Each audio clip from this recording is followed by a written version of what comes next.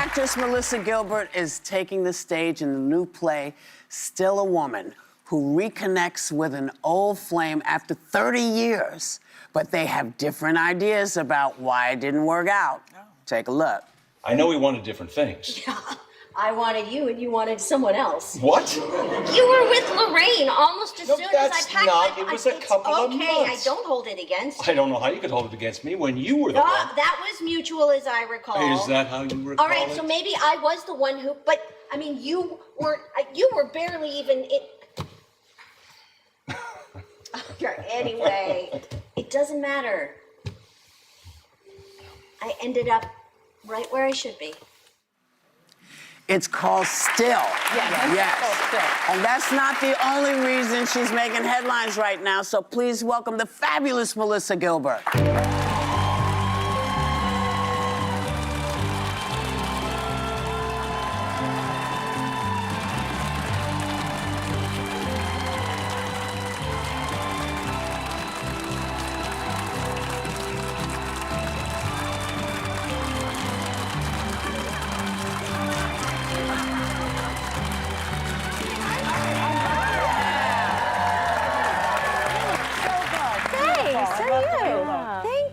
So you and Mark Moses are doing this wonderful new play called Still. Yes. You're stripped down emotionally and physically in this one. Yes, emotionally and physically. I do spend a little bit of time in bra and panties in this one. Okay. Which begs the question, why now? Why not when I was 30? Why at 60? Because you look that good. That's Yeah, right. and you own that. That's right.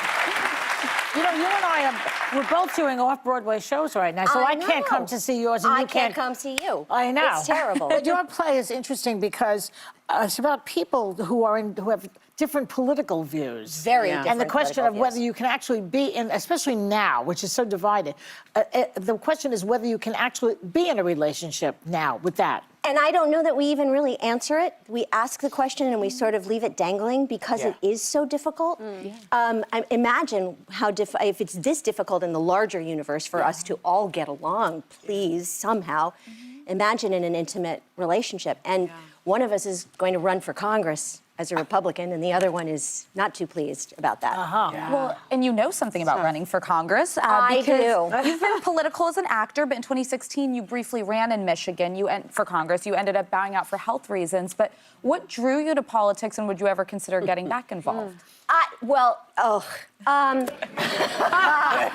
think being a labor leader, being the president of Screen Actors Guild and serving on the AFL-CIO Executive Council really primed me for running for Congress. You and Ronald Reagan. He used to be the head of SAG. He was. Yeah. He was. Actually, I was president when he passed away, and I had to release a statement, which was one of the kind of bigger moments in my life, because he was very anti-union as a president. Even though he was the president of the union. Yeah. Well, Republicans. Politics. But politics. Politics. I decided to run, and I'm glad that I did, and I was very gung-ho to do it, but for whatever force in the universe stepped in, and my neck just did what my neck has a tendency to do, and I had to have surgery. And, and the DCCC said, well, if you can't actively campaign, then we're going to have to replace you. And Your body was talking to you. Well, it was 2016. It would have been. Oh, my. Yeah, it would have been a very tough time. But it remains to be a tough time. Good timing. And nothing gets done. But that's another story. A better time is when Little House on the Prairie was on television. It's an all-time classic, and it ran for 9 seasons in the 70s and 80s. It did. I think Oh I my watched gosh. every single one of those. But now Netflix announced it's doing a reboot of the show, and that drew excitement from fans and a post from the provocateur, Megyn Kelly, concerned they'd wokeify it. Now, you're not involved with the project. No. What made you decide to respond to that comment? I wasn't. I really wasn't going to have any comment. I support the project. It's just like, you know, different versions of Little Women. It's another people's interpretation of a classic story. But when she said that, it shocked me, because you have to have watched Little House on the Prairie to understand what you're talking about. I mean, the stories we told, we were we were a reflection of what was happening in America in 1974 through the lens of 1874, and in a lot of ways we're still there. Further back. Maybe. And so that was all Michael Landon. You know, he was telling the stories at the time. He was telling the stories of veterans coming home from Vietnam. He was telling the stories of racism and chauvinism and anti-Semitism and nativism. It was a great show. It really was a good show. Thank you. Yeah, I loved being a part of it. And I do think there's room in the Little House universe for other interpretations. So. Sure. Yeah, And there's lots of people who lived on the prairie. A lot of different people were out there on the prairie, From babe. a lot of different places. And you and you showed it. It was one of my favorite shows growing up as a kid in the 70s. And you've actually built this beautiful online community and business for women called Modern Prairie. Yeah.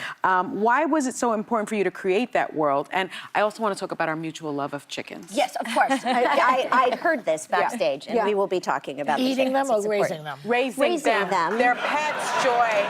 Well, yes. They're pets. For now. For now, yes, until we're hungry.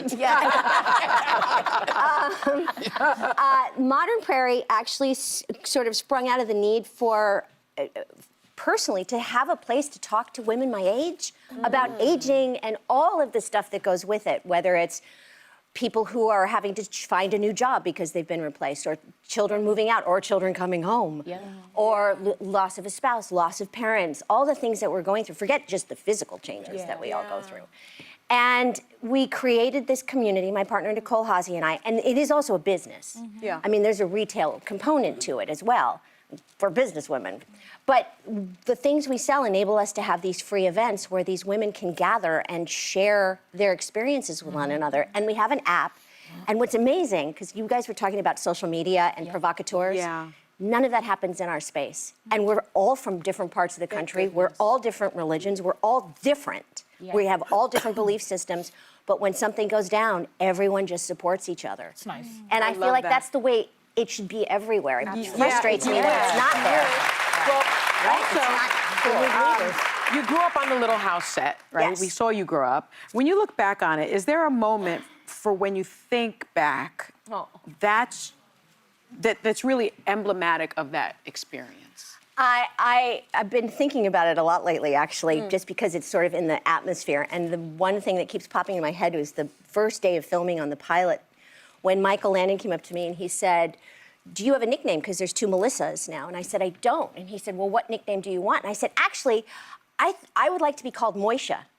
And he went, "What? Why Moisha?" And I said, "I don't know, I heard it at home. It's a cool name, right?" And he said, "No, you are not Moisha. You are not an old Jewish man. We are going to call you Half Pint." And I've been Half Pint ever since. Michael was Jewish? Michael was Jewish? It could have gone either way. Eugene Horowitz. Yeah, oh, I didn't know I have that. to tell you, Moish, it's good to see you. It's good to be here. Thank you. Our thanks to Melissa Gilbert. You have to check out. I can't read it. Win Calls the Heart. Oh, yeah. Yes. On the Hallmark channel. Yes. That's Thank right. you. And streaming on Hallmark Plus. that And if English you're one called in The New York, go see Still, thank you for separating it, at the Sheen Center for Thought and Culture, Loretto Theater, through March 23rd.